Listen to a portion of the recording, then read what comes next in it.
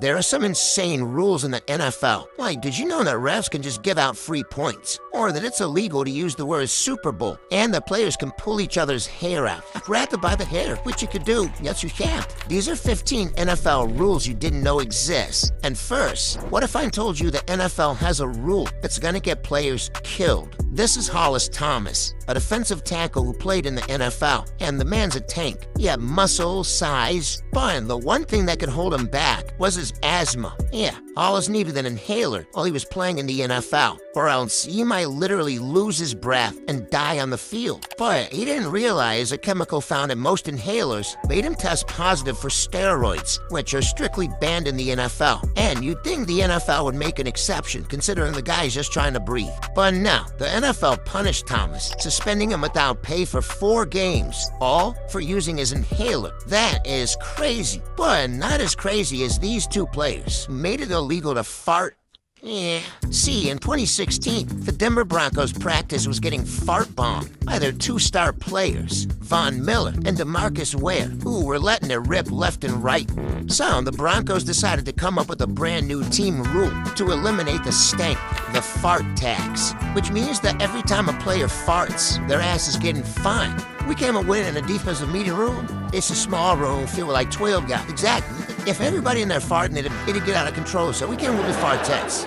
Now, you probably didn't know that in the NFL, it's required to give referees Super Bowl rings. Yeah, most leagues got no love for the refs, but it's different with football. These guys put their bodies on the line to make sure the game is played fair, so they get respect. And as an NFL referee, making it to the Super Bowl is tough, cause they not only had to have ref for at least 5 seasons, but they also needed to get a good grade on their referee report card. Yeah, that's a real thing. So no matter who wins, the refs automatically get a Super Bowl ring, but they probably aren't even allowed to wear it, cause the NFL has the strictest dress code in all of sports. See, first off, technically, football players aren't even allowed to show their legs, all cause in 1945, an old NFL commissioner thought that players had, quote, unsightly legs. So he made a rule that literally required all of them to cover their legs up with long socks, and that's still in the rule book. And nowadays, the NFL is the literal fashion police, because they crack down on everything, like Deion Sanders, for example. In the 90s, he tried to make bandanas popular, only to get them banned by the league, all because the owners thought they made players look unprofessional. And let's say you want to wear paint on your face, then just so happens to support your favorite charity. Well, your ass is getting fined if the NFL sees it, because they only allow players to wear official sponsors of the NFL, no exceptions. And D'Angelo Williams learned that in 2015, when he wore eye paint that said "Find the Cure" in order to support his mom, who had died from cancer. But after 5 years of wearing this, the NFL finally caught on and fined him $6,000 for it. Jesus, that hurts my soul. But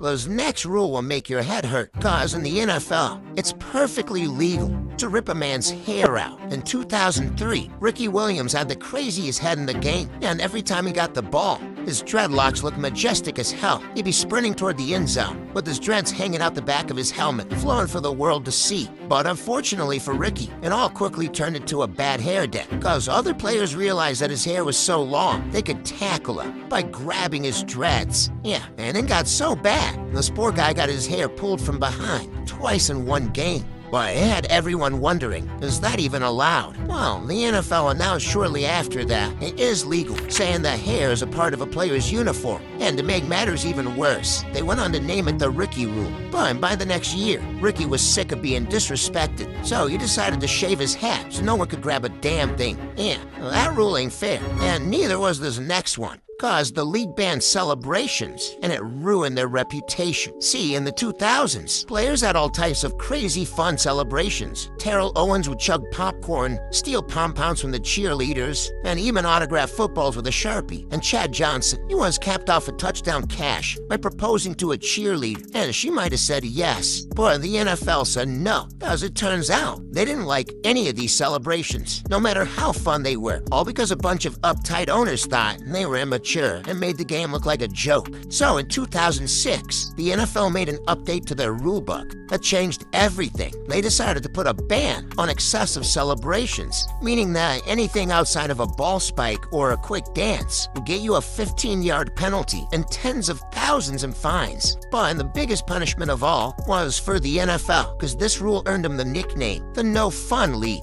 Players, fans, the media, even coaches were calling the NFL lame as hell for not allowing fun celebrations. So after years of getting their name dragged, the league realized that they didn't like the bad rap. That's why in 2017, they reversed their decision and eased up on the celebration rules. Man, thank God. How else am I gonna watch grown men play Duck Duck Goose? Well, hopefully no one gets hurt, cause in the NFL, being injured is against the rules. See, every team only has 3 timeouts a half, and they can go quick. So in the heat of the moment, players gotta get a little creative in order to catch their breath. That's why sometimes they resort to one of the sneakiest tricks in the book, dropping to the field and pretending that they're hurt. Yeah, guys are faking injuries, cause if someone is hurt, they have to stop the game. And over the years, tons of players have been caught manipulating this rule. Emmanuel Sanders, Jesse Bates, dudes have been flopping like fish and getting caught red-handed. But in 2022, Saints defensive lineman Cam Jordan allegedly faked an injury and was fined $50,000 by the NFL. They thought the guy was trying to pull a fast one, but after getting an MRI, Cam revealed that he'd actually sprained his left foot. He wasn't faking anything. So ultimately, he filed an appeal against the league, and the NFL was left with no choice but to take back their punishment. Yeah,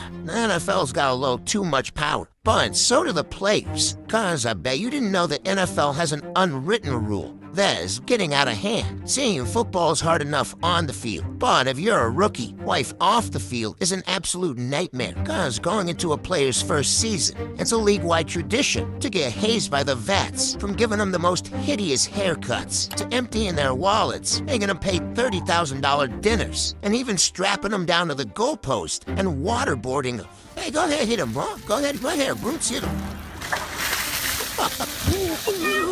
Hey, what? Hey, we'll make him like 10, 15 minutes. And that's an unwritten rule. The rookies can't say no to any of it. They just gotta sit there and take, but it could be worse. Cause you definitely didn't know that the NFL has a rule so powerful, it's never been used. I'm talking about rule number 17, section 2, article 3, unfair act rule, which states that if a team commits an intentionally dangerous act that affects the outcome of a game, it's considered unfair, and in that case, the commissioner would have full power to overturn the results. So, for example, in 2019, during the NFC Championship, Rams cornerback Nickel Roby-Coleman delivered a vicious hit, nailing a Saints player right in the helmet on what people were calling a dirty play. Two officials talked to each other.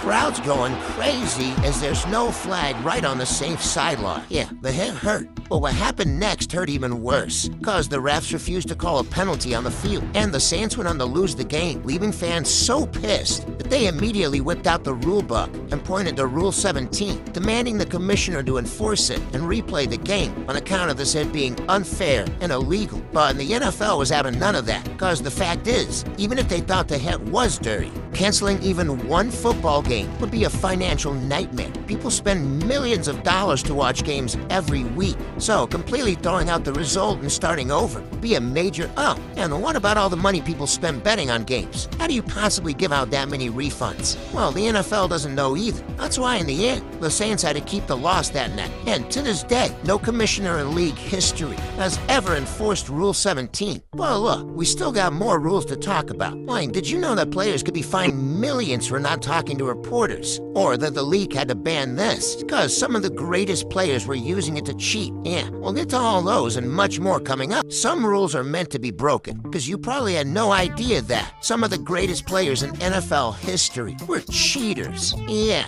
in the 70s, cornerback Lester Hayes was looking for a surefire way to never drop the ball. So he started rubbing himself up with stickle, a sticky substance that basically turned his hands to glue. And we're not talking about a little dollop of glue either. Lester was completely coating his hands and arms with this stuff, making it obvious to everyone. It worked though. In 1980, Lester grabbed a league record at 13 interceptions and was earning himself a reputation for having the stickiest fingers in the NFL. But a year later, the rulebook got updated, and the league determined that Stickum gave players an unfair advantage and made footballs too easy to catch. So they officially banned it. Now what the? These are NFL players we're talking about. You think a damn rule is gonna stop them? Hell no. Just 4 years later, another NFL legend entered the league and started using Stickum too, and he just so happened to be the greatest wide receiver of all time, Jerry Rice, who in 2015, after a Hall of Fame career, accidentally admitted to using Stickum throughout his entire time in the NFL. Rice tweeted the following Saturday night. I apologize, people. After doing my research about Stickum, the NFL banned this in 1981. All players did it. Did you add to your gloves the tackiness? No, I don't think so. That you're on record as saying you added a little tacky. Well, because with the Newman gloves and stuff like that, they was not as tacky as the gloves today. So, did I put a little adhesive spray on those gloves at that time? Yeah, I did. Man, sometimes it's best to just keep your mouth shut. But other times, it's against the rules, because NFL players can get fined millions for saying nothing at all.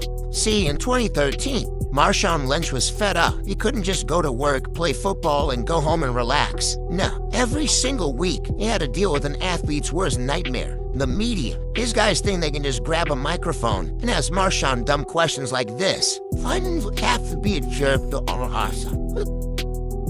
Yeah, Marshawn don't got time for any of their nonsense. So in 2013, he refused to talk to anyone with a microphone. Every time he pulled up for an interview, he just kept his mouth shut. Boy, there's one big problem with that. It's against the NFL's media policy, which requires players to be available to reporters throughout the week, even if they don't feel like talking. And the NFL wasn't letting Beast Mode slide because they fined Marshawn $50,000 for skipping a 2013 media session. Then in 2014, they fined him another $50,000 for not talking to reporters long enough. And by this point, the league thought that all that money would finally open Marshawn's mouth. So going into Super Bowl 48, they were expecting him to play nice with the media. But instead, he pulled up the Super Bowl row and trolled everyone. Hey, I'm just here so I don't get fined. I'm here so I won't get fined. I'm here so I won't get fined. I'm here so I won't get fined. Just here so I won't get fined. I'm just here so I won't get fined.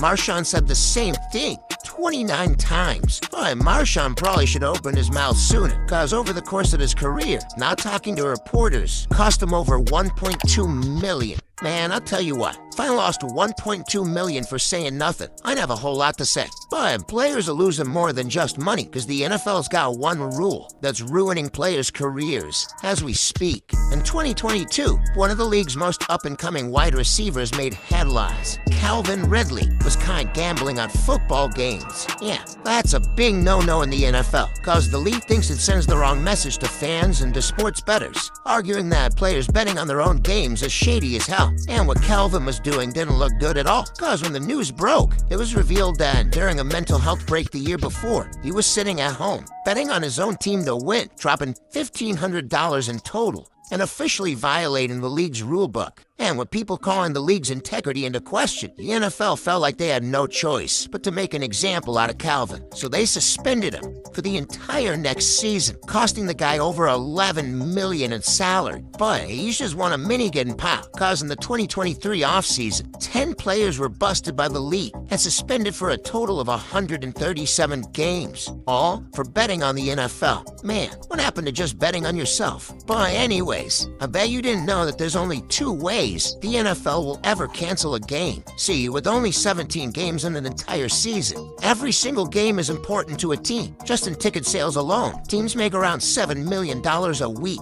That's not including TV ads or sponsorships. So it's in each team's best interest to play every single game. That means playing in any weather condition. And I mean any. In 2011, the Jaguars and Panthers literally played in a damn tsunami, brought down at the 37. As Gabbert throws the first pick of his NFL career. Well, in 1985, the Bucks and Packers played in 5 inches of snow on a night that wasn't fit for man or beast. The Broncos beat back the elements and beat up the Packers. Damn, we had them playing in a snow globe. But look, there's been a few times where the NFL has canceled games, like during the 9/11 attacks. The NFL rescheduled every game that week to the end of the season, and most recently in 2022, during a game between the Bills and Bengals, Bills safety Damar Hamlin went in for a tackle, and when he got up, suddenly collapsed. The game was indefinitely paused as DeMar was taken out on a stretcher after suffering cardiac arrest. Thankfully, though, DeMar made a full recovery and was cleared to return to playing football. Boy, this ended up making history. It was the first time an NFL game was started and then canceled, never to be made up again. Damn, the NFL means serious business. And I mean serious business, because just saying the word Super Bowl is against the law. I'm not kidding. See, in 1969, the NFL officially trademarked the term Super Bowl, which means that any use of it outside the NFL is completely illegal. So when you see a Super Bowl commercial, they legally have to refer to it as the big game. And I know what you're thinking, well, that's ridiculous. How could they enforce that? Well, it turns out the NFL does not play around, because in 2007, they went and tried to sue a church. Yeah, a church in Indianapolis was just trying to throw a Super Bowl party for their community, where people could purchase a ticket, go watch the big game, and get some food. Which sounds like any regular Super Bowl party. Boy, and the NFL got wind of their party and immediately shut their ass down, sending an actual cease and desist letter to the church, saying it was not only illegal for them to charge people to attend, but they couldn't refer to it as a Super Bowl party either. Man, now be careful what you're saying out there. But speaking of the Super Bowl, have you ever wondered how much the most expensive Super Bowl commercial cost, or what the longest touchdown ever thrown was? How about the greatest comeback in NFL history? Well, those are just 3 of the unbreakable NFL records that I covered. So look, if you want to hear more, you need to click on this video right here. These are NFL records that'll never be broken. And, well, this video's over, so you might as well click it, right? What are you doing? Click it.